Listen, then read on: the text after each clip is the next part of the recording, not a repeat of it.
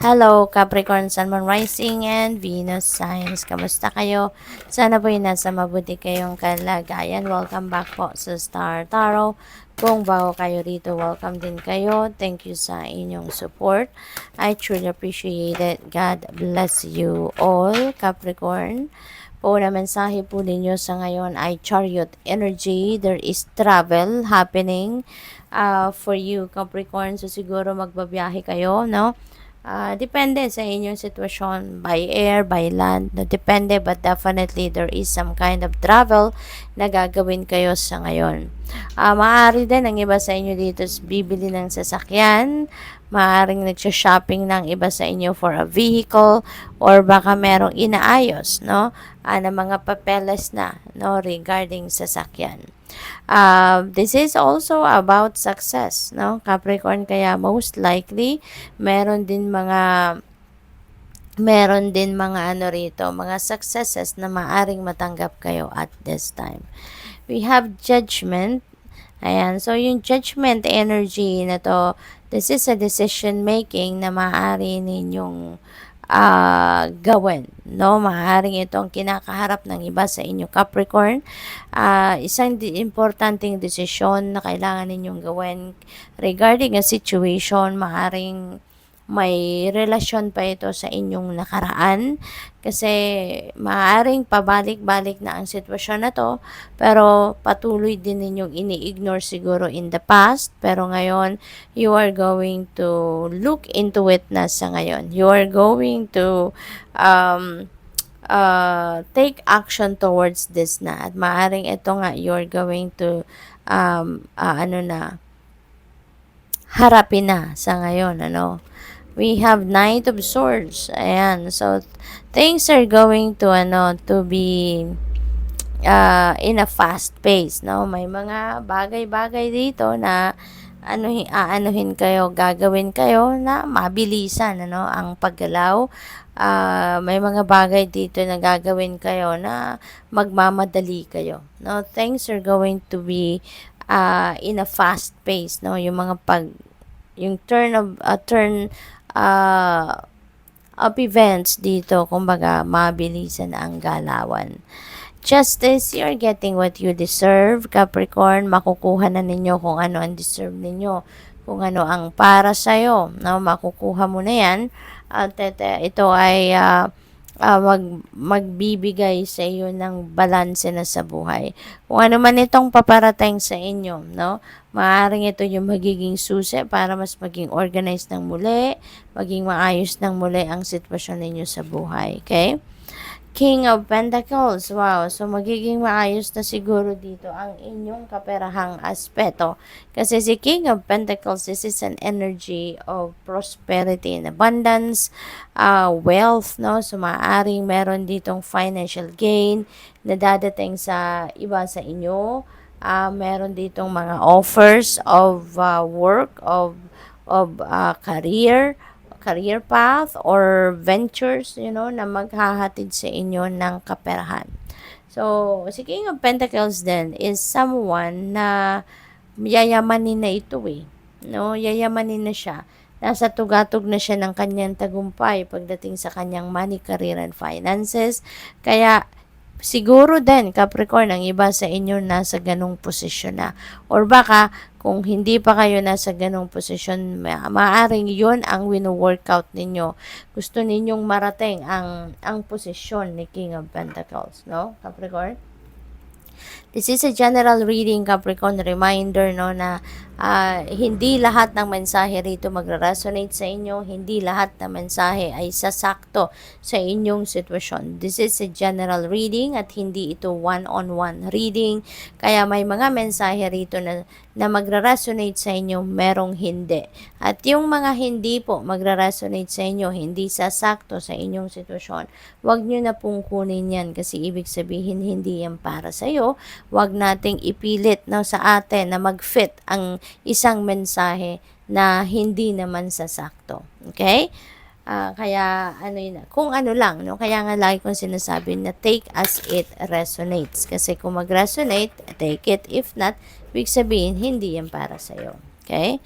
What else? We have bright ideas, have an innovative new inspiration, test new ideas, and break out fast.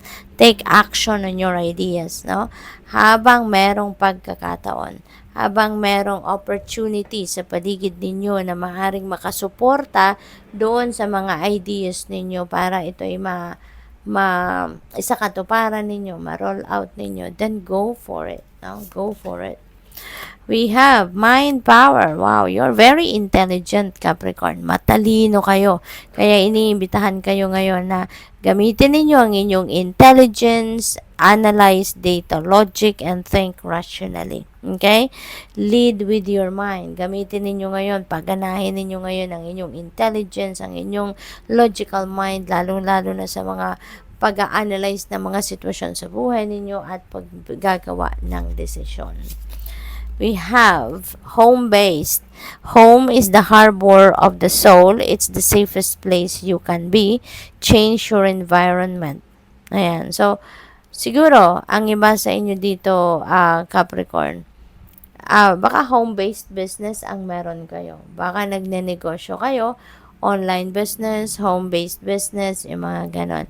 Pwede rin na ang iba sa inyo rito, parang siguro gusto mo na ng bagong environment. Maaaring kung nasaan ka man nakatira, baka nararamdaman mo na there is something wrong with it. There is something wrong sa bahay na yun. Maaaring nararamdaman mo na tagal ko na nakatira dito, parang kaibigat, no? Kaibigat dalhin ang mga sitwasyon sa bahay na to. May mga ganun tayong pakiramdam paminsan, 'di ba? Kasi mayroon talaga mga bahay na hindi natin kabagay, 'di ba? Yung energy na meron sa bahay na 'yon, maaring hindi kayo komportable. Alam mo 'yon, yung merong mga bahay na maswerteng sinasabi, merong hindi. So, feeling ko ang iba sa inyo, may mga ganong nararamdaman. Ang iba lang, no? Tulad ng sinabi ko kanina, hindi para sa lahat ang bawat mensahe rito. So, maaring kailangan try ninyong mag-smudging kayo, no? Kung hindi kayo komportable sa inyong bahay, sa inyong tinitirahan, try ninyong mag-smudging, no? Or you can, kung meron kayong singing bowl, 'di ba? That is one tool also that you can use to tawag dito, to repel negativity, no? Sa paligid ninyo, sa environment ninyo. So, pwede kayong mag-singing bowl, pwede kayong mag-smudging, pwede kayong maglagay ng asin, mag-salt water cure kayo, or even in, mga baso, lagyan ninyo sa baso, lagyan ninyo ang baso ng asin, at ilagay ninyo on all four corners ng bahay ninyo. Then, change it like every 10 days. Check upin ninyo kung yan ay natutunaw na or kung hindi na in good condition ang asin na nandiyo dyan.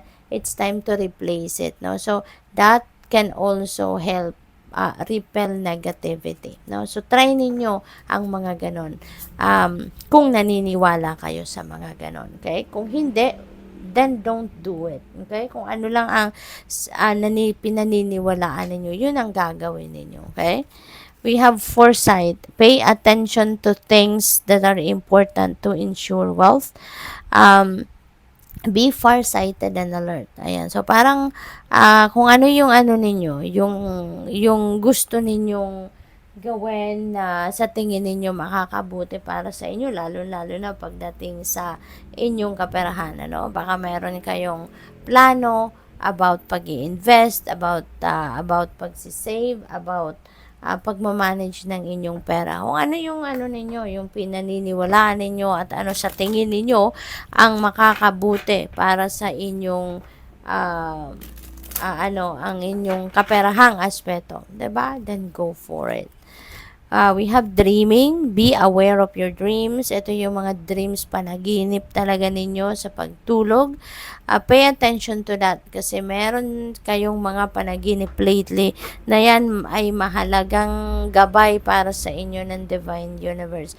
Binibigyan kayo rito ng ng mga signs, no, sa panaginip ninyo. May mga elemento dyan na lumalabas sa inyong panaginip, and that is guidance para sa iyo. Kung hindi po ninyo alam, hindi kayo sigurado kung ano ang meaning ng inyong panaginip, dito sa YouTube at meron din sa Google, you can i-search ninyo kung anong ibig sabihin ng mga elemento na nakita ninyo sa inyong panaginip, and that is your guide. We have balance. Ayan. Kailangan balansehin ang sarili, kailangan balansehin ang buhay. Sa ngayon, Capricorn, ano, alam nyo na kung paano yun gagawin. Dapat may oras sa lahat ng bagay. Sa buhay, merong panahon para sa lahat. Merong panahon sa trabaho, sa pamilya, sa career ninyo, sa negosyo kung meron kayong negosyo, sa relationship, socialization, self-care, yung ganun. So, dapat lahat may oras na binibigay tayo dyan para balanse ang lahat, para maganda ang pakiramdam natin lagi, yung ganun, okay? Spiritual insight, ayan. So, siguro, merong mga signs, symbols, synchronicities na nakikita kayo out there kasi maaaring nagdadasal din kayo for signs, for confirmation of kung ano man ang idinadasal ninyo, no? So, yan, be aware, no? Be aware sa mga nakikita ninyo, beyond your sight, no? At maaaring yan ay mga dasal sa inyo.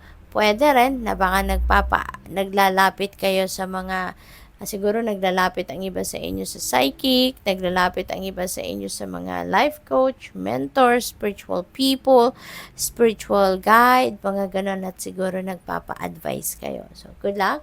Thank you for watching. Love and light. Namaste.